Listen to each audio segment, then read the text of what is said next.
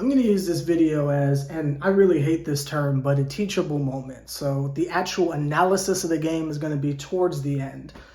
Let me start out by saying, your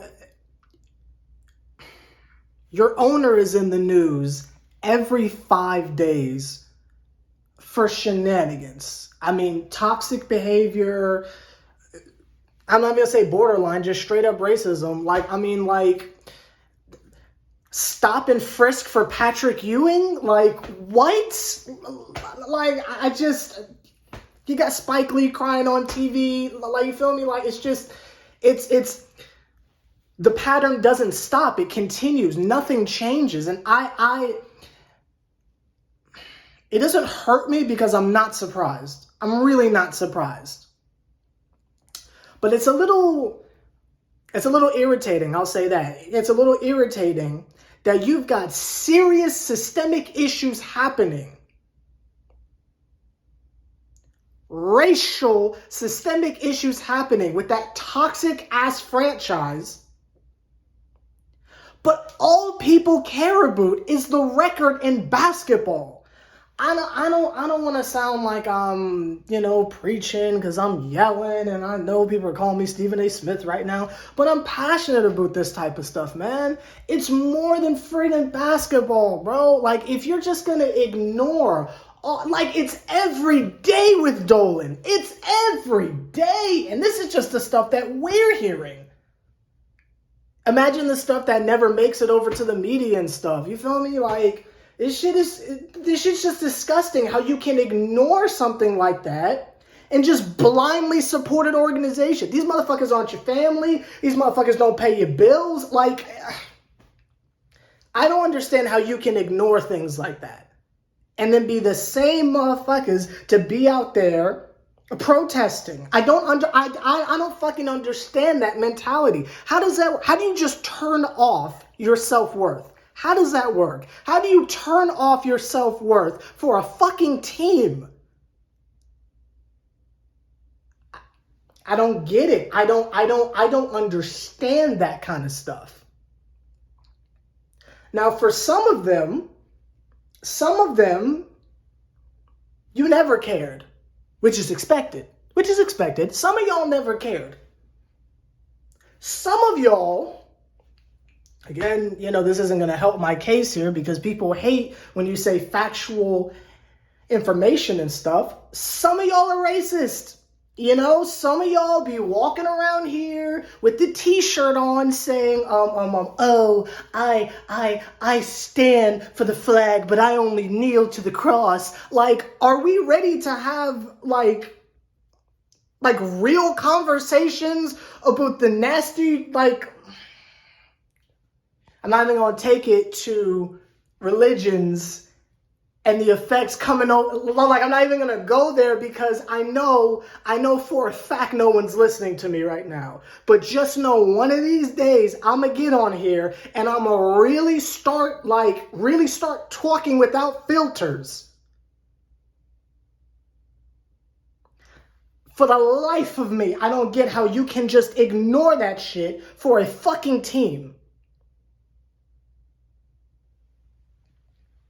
But I value myself, my self-worth, apparently higher than other people, which is just pathetic and sad to be quite honest with you. But if y'all wanna keep buying merchandise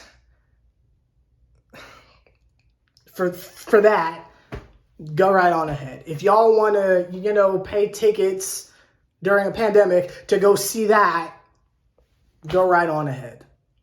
If you can turn off your self-worth for a second, which is what it is, then go right on ahead. I'm not gonna talk about the end of the game, nasty behavior, dog. I'm not even gonna go into that shit with Julius.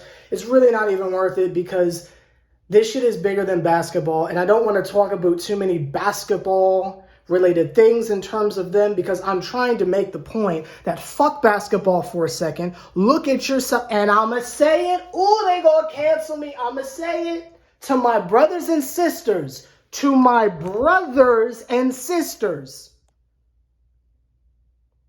Wake the fuck up. Please. Wake the fuck up.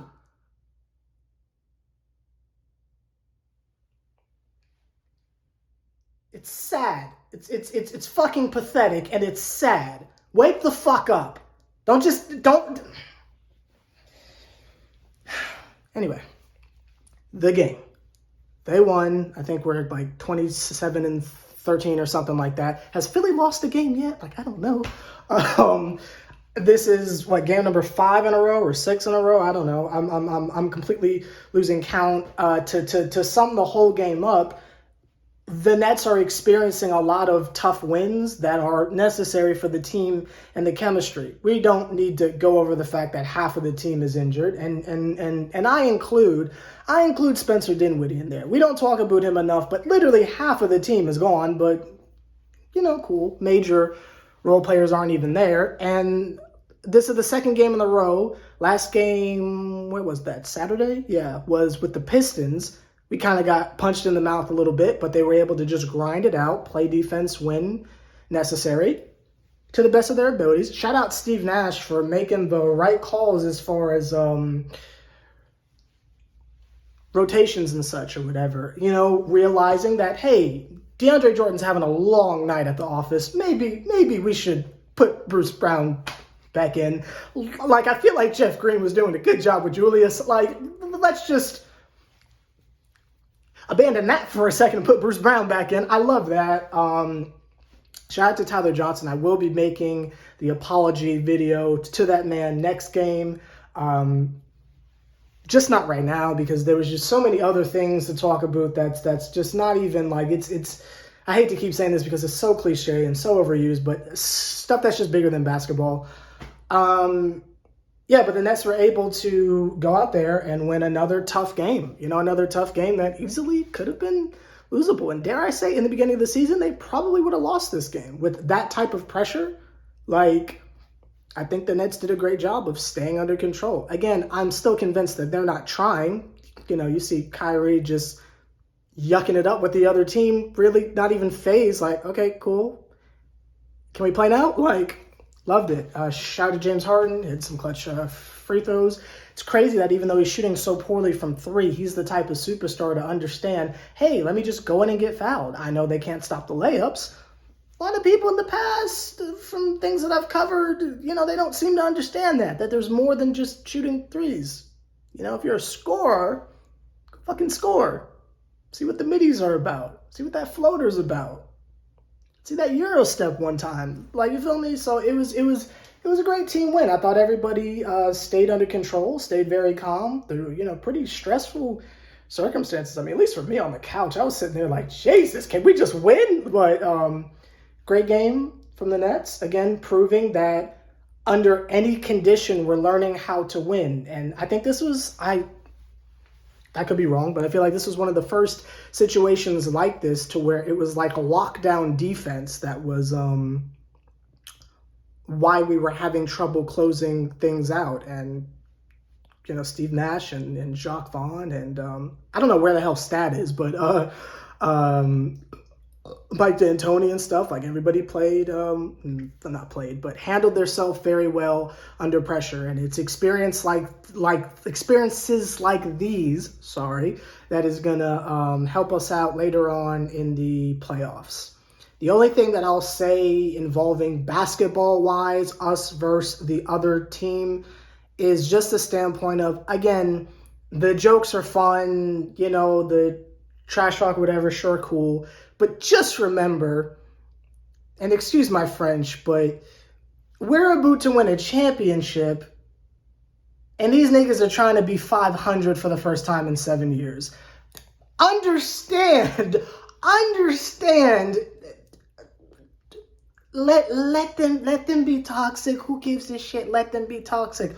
On to the next game. Who gives a fuck about what, like, I hate playing them because I hate constantly having to have this conversation. Like, God, I can't, like, can we just eliminate games against them? Because it's just so exhausting to have to just go through this shit. Like, it's just such ass. I hate playing them.